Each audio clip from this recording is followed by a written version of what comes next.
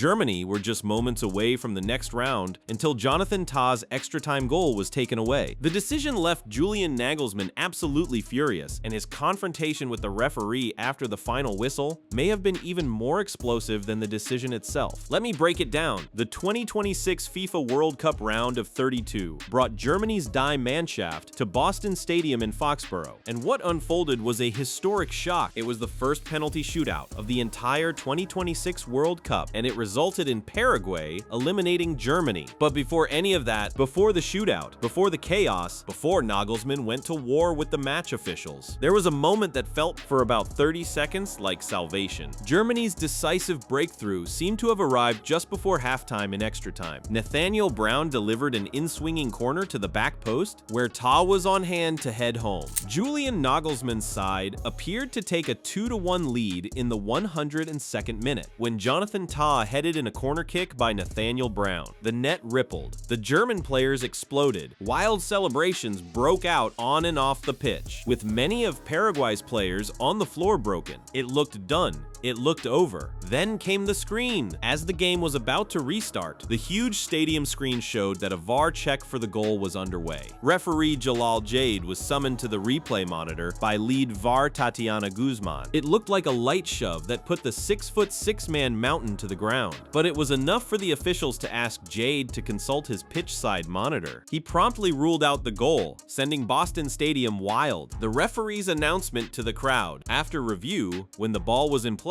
attacker number 3 prevented the goalkeeper from challenging the ball. Final decision, foul. Germany were stunned. The bench was stunned, and Julian Nagelsmann, standing on the touchline, lost it. Nagelsmann was seething after the game and blasted Jade's decision to overturn the goal. He didn't wait for a press conference. He didn't compose himself. He went straight to the officials and let them know exactly what he thought. One person who was not happy was Germany head coach Nagelsmann. The 38-year-old was positively seething at full time and derided the decision.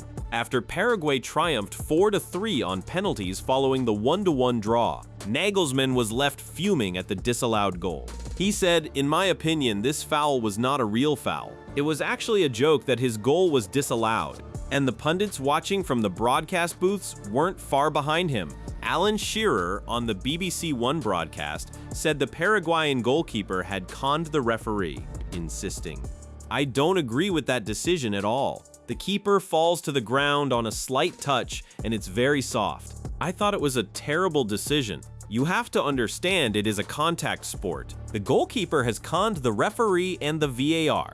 Former United States goalkeeper Brad Friedel on the World Feed put it even more bluntly. "There's no reason for the goalkeeper to fall to the ground at all." Former Premier League assistant referee Darren Cann, also on BBC One, shared his own view on the call. "This is soft in my opinion, but judging by what we've seen in the tournament so far, it wouldn't surprise me if they do rule it out."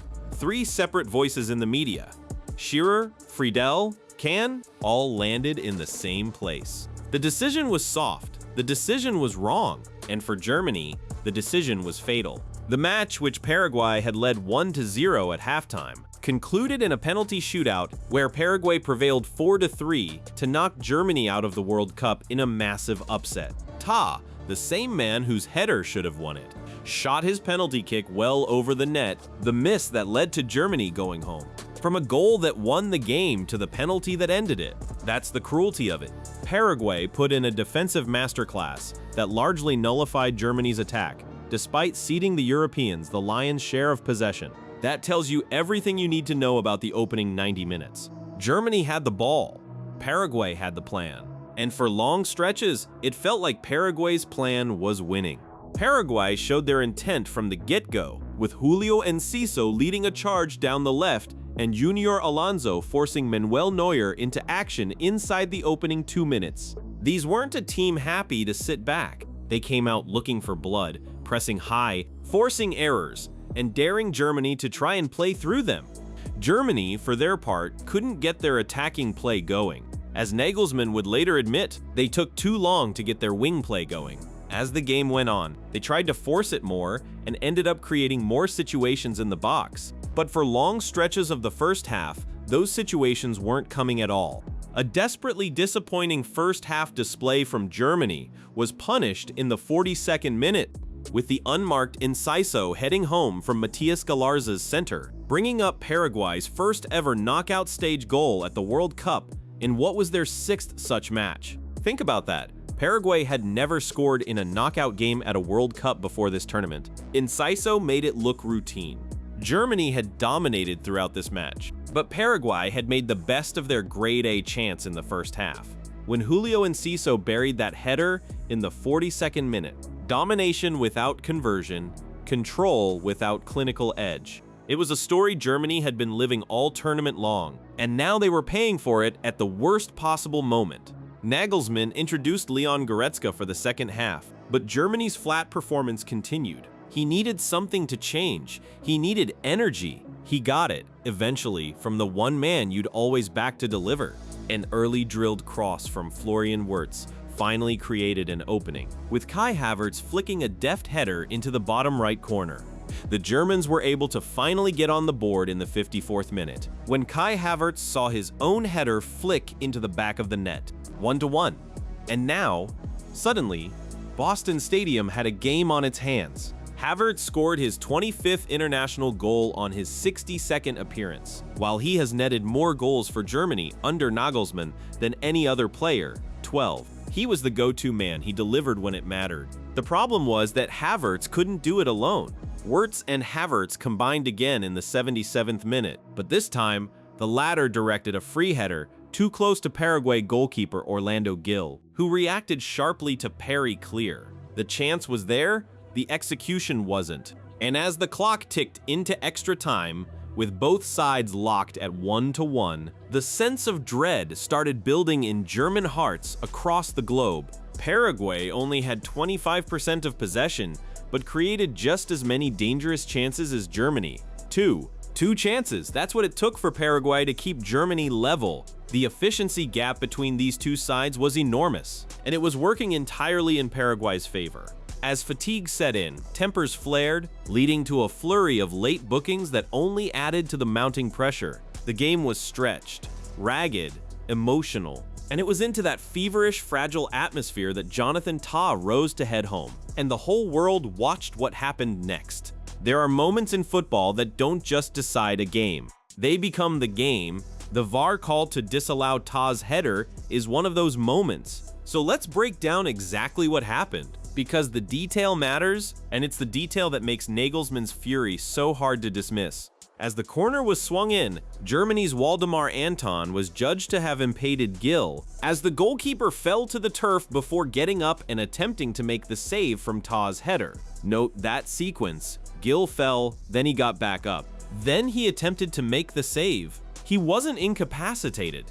He wasn't taken out of the play. He still had a chance to stop the ball, and he didn't. The Paraguay players had appealed that goalkeeper Orlando Gil had been fouled, and referee Jalal Jade was advised by VAR to check the incident via the pitchside monitor. So it wasn't even an automatic review. It was triggered by Paraguay appealing. Following that review, Jade issued a statement to the crowd, explaining that the goal was disallowed because a foul had been committed by Germany substitute Waldemar Anton. Anton, a substitute, remember, had been on the pitch only minutes. And the moment he stepped into a set-piece situation, the VAR found a reason to wipe out the goal his teammate had scored. The big talking point was the referee's decision to rule out Jonathan Tah's header in extra time for minimal contact between Waldemar Anton and Paraguay keeper Orlando Gil. Minimal. That word carries a lot of weight when you're talking about a decision that eliminated a 4-time World Cup champion. Now, the Paraguay goalkeeper had his own take. The disallowed goal was heavily debated at full time, and Gil reckoned the referee made the right call. It was a good decision, he said, because it prevented me from coming out to punch the ball away. You can understand why he'd say that. But Gil also stands 6'6" and was taken off his feet by what almost every independent observer described as a feather-light brush. Alan Shearer wasn't buying it. Shearer put it plainly. He falls to the ground far too easy. Yes, there's contact, but it's a contact sport. There are 13 bodies in the 6-yard box. Not for me. 13 bodies in a 6-yard box at a corner kick. This is football. Bodies collide, arms go up, shoulders connect. That's the game. And the standard being applied here, where a light nudge from a substitute constitutes a foul worthy of overturning a goal, was one that almost nobody outside of Paraguay could accept. Then, Jurgen Klopp weighed in, and when Klopp weighs in, people listen. The man who might come to replace Nagelsmann took an extraordinary swipe at Arsenal while berating the referee's decision to disallow the goal. Klopp told Magenta TV, if the goal is illegal, then Arsenal won't be English champions. They've scored 60% of their goals that way. We win the game when the ball goes in. So, of course, this is brutal. Klopp's point cuts right to the heart of the controversy. This type of contact, bodies jostling for position at set pieces, happens in virtually every corner kick taken in professional football across Europe. It happens in the Premier League. It happens in the Champions League. It happens, frankly, in every game Jalal Jade has ever refereed. The question isn't whether Anton made contact with Gil. He did. The question is whether that contact was meaningful enough to disallow a goal. And to that question, almost the entire footballing world answered no. Germany was left shocked on the pitch as their 2026 World Cup journey came to a close. And it's hard not to think what if when they appeared to have the game winner on the scoreboard, only for it to be taken away by a call that will certainly be debated for some time. That debate has only just begun. Even after the disallowed goal, Germany had the remainder of extra time to find a winner. They couldn't. Despite all their possession, Germany couldn't find another chance nearly as good. The legs were gone, the heads were gone. The injustice of the overturned goal hung over the team like a weight they couldn't shake. And when extra time ended, it was penalties. It was the first time ever Germany had lost a World Cup penalty shootout. Germany, the nation that invented the art of the penalty shootout, the team that traumatized England in 1990. The country whose players step up in those moments and deliver. This time they didn't. Germany elected to shoot first in front of their own fans, and it went wrong right from the off. Havertz stepped up to the ball and saw Gil make a save. The same goalkeeper who'd gone down from a light touch in extra time. That same Gil denied Havertz with his hands when it mattered most. The momentum shifted immediately. Mauricio used that momentum and scored Paraguay's first to immediately put them in a good position to win. Both sides would ace their next two penalties apiece before Nick Woltemade's attempt was saved by Gil. Gil again. Two crucial saves. The goalkeeper was everywhere. Paraguay now had a chance to win it all. But Antonio Sanabria missed their fourth penalty. Manuel Neuer, 40 years old at this tournament, stood up when he had to. He kept Germany alive. Nadiem Amiri kept Germany's hopes going with a made shot on their fifth attempt. And this is where the cruelty reaches its peak. Jonathan Tah, who had a goal controversially ruled out in extra time, missed the crucial penalty in sudden death, paving the way for Paraguay to claim a famous victory. Tah fired a header past Orlando Gil in the 101st minute, and then fired his penalty kick well over the net. The same man, the same night. The agony of it is almost poetic. He gave Germany what should have been the winner, had it taken away, and then, when asked to convert from the spot, couldn't do it. In a poetic ending, it was center-back Jose Canale who stepped up to seal the deal, lashing home the decisive spot kick to send his nation into delirium and the four-time champions packing. In the biggest result of their World Cup history, Paraguay had sensationally outlasted the four-time champions following a controversial 1-1 draw in Foxborough. It was the first time ever Germany had lost a World Cup penalty shootout, as Paraguay awaited France or Sweden in the round of 16 in Philadelphia. Germany's players were broken on the pitch. Kai Havertz described himself as speechless after the exit, saying, "My second World Cup messed it up twice." Joshua Kimmich, the captain, didn't sugarcoat it either. He said the team fully deserved to be eliminated. And Neuer, the 40-year-old goalkeeper who'd done everything he could to keep them alive, slammed the performance in his post-match comments, saying they simply had to win a game like that. Three separate players, three different perspectives, all pointing to the same wound. The final whistle at Boston Stadium didn't just end a football match. It triggered a reckoning inside German football that's been building for years. And at the center of it all is one man, Julian Nagelsmann, whose future with the national team is now the most debated question in the country.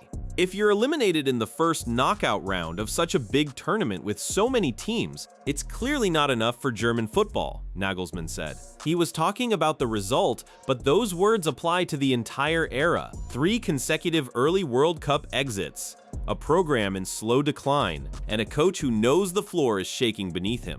Nagelsmann put it plainly, if you exit after the first stage, it's not enough for German football. This is now the 3rd elimination in a row, so we are not part of the first-class teams anymore. That's a remarkable thing for a national team head coach to say about his own country, but it's also honest and brutal and probably true. Germany's previous group stage eliminations came in 2018 under 2014 World Cup winning coach Joachim Löw, and in 2022 under Hansi Flick. Both were kept on after the shock exits. There was a pattern forming. Germany lose early. Germany stick with the manager.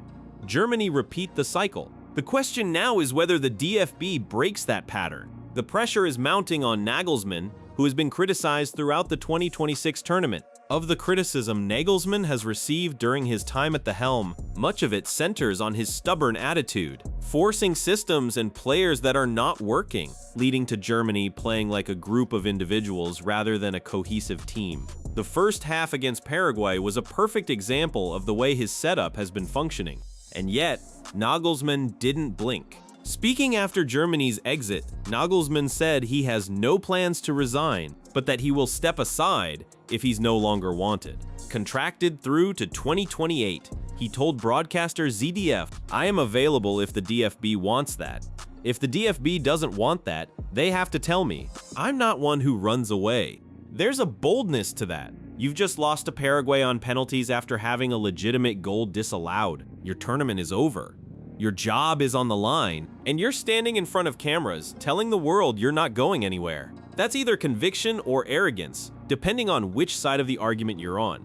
Former Germany defender Arne Friedrich was asked directly if this was the end of Nagelsmann's tenure, and he told BBC Radio 5 Live, "Yes, that is pretty sure, I guess. Congratulations to Paraguay.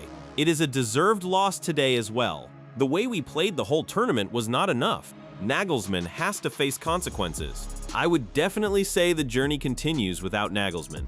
Blunt, no ambiguity there. On the other side, Germany sporting director Rudi Völler, in a post-match interview, said he remains convinced by the 38-year-old, but stressed that it's not up to him alone to decide whether to stick with Nagelsmann or not. Völler called him an absolute top coach, saying, "I am convinced that he is probably the right man to continue. He is a fighter.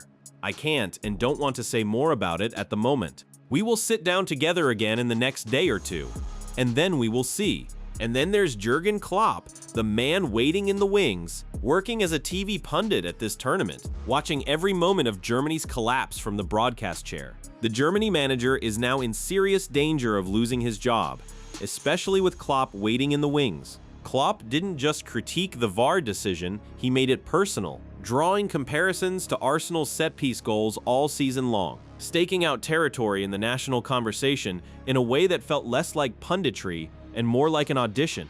Nagelsmann's contract runs until after the European Championship in the British Isles in 2 years. This was his first World Cup as coach, after a creditable quarterfinal exit at the home Euros in 2024 to eventual winners Spain. There's a case for him.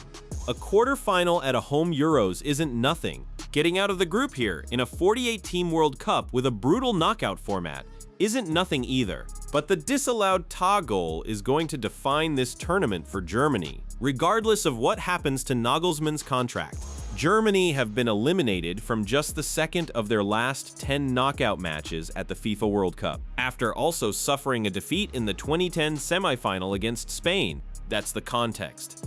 That's how rare this kind of elimination is for a country of Germany's stature. And yet here they are, out in the round of 32, beaten on penalties by Paraguay, haunted by a VAR call that stripped away what should have been the winning goal. TA's header went in, the net didn't lie. The ball was over the line past the goalkeeper inside the post. Of course you could say we should have solved Paraguay's defense differently, but it was a legitimate goal. It's a complete joke that it was disallowed, Nagelsmann said. A joke, a scandal, a complete disgrace. Those are the words of a manager who went to the referee and said it to his face, and then said it again into every microphone he could find. Whether it changes anything for Germany is another question entirely. The result stands. The exit is confirmed. Paraguay have progressed from just their second ever FIFA World Cup knockout tie, with both coming via penalty shootout victories. And somewhere in Philadelphia, they're preparing for the round of 16, while Germany, four-time champions, tournament favorites going in, are on a plane home. Thank you for watching. If you enjoyed watching this video, click on one of the boxes playing on your screen to watch more